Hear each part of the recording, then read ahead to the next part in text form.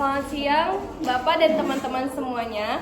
Siang, luar biasa, tetap semangat. Perkenalkan, nama saya Nilul Putri Hana Dewi Lestari. Saya dari kelas 11-3 dan nomor absen saya 24. Di sini saya akan meresensikan buku Anti Malas dan Suka Menunda plus panduan mengatasinya dari karya dari Choi Myung Gi.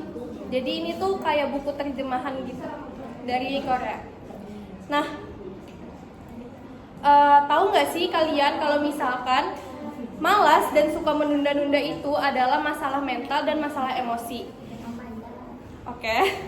Jadi kenapa bisa disebut itu masalah mental? Karena itu lahir dari kebiasaan kita. Kebiasaan dari kecil yang suka menunda-nunda dan bermalas-malasan, menganggap semuanya enteng dan nggak berguna aja gitu hidupnya. Baru di buku ini tuh kita tuh bisa membahas, membaca dan menuntaskan kemalasan kita dan suka menunda-nunda kita.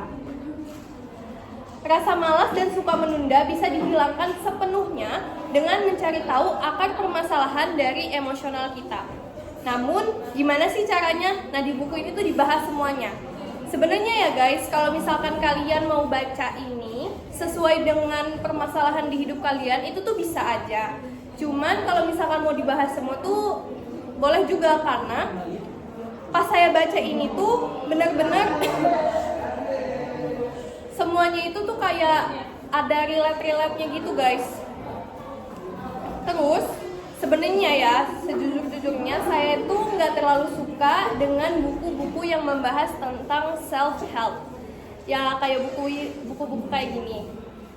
Tapi karena saya lihat bukunya itu warnanya menarik dan juga agak relate di saya karena saya suka menunda-nunda, jadi ya saya coba aja baca buku ini karena ada tugas resensi juga.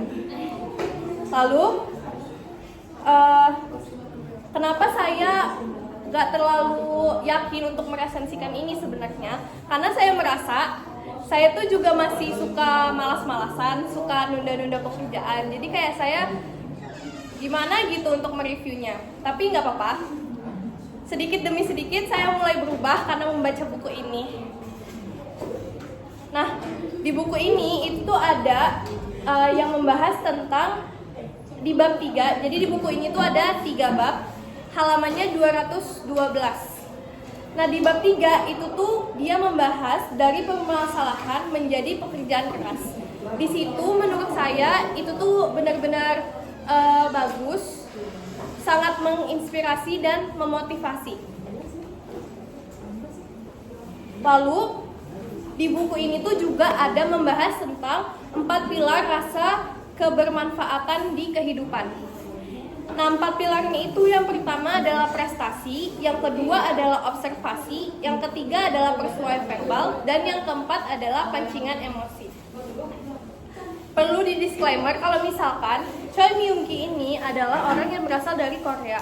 Dia ini adalah psikiater yang membuat buku ini untuk membantu kita menyelesaikan masalah-masalah yang terjadi di kehidupan kita.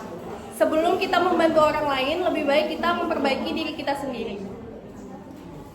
Terus setelah baca ini, mungkin selanjutnya kita bisa mengendalikan rasa malas dan rasa menunda-nunda kita untuk kegiatan yang lebih bermanfaat lagi ke depannya.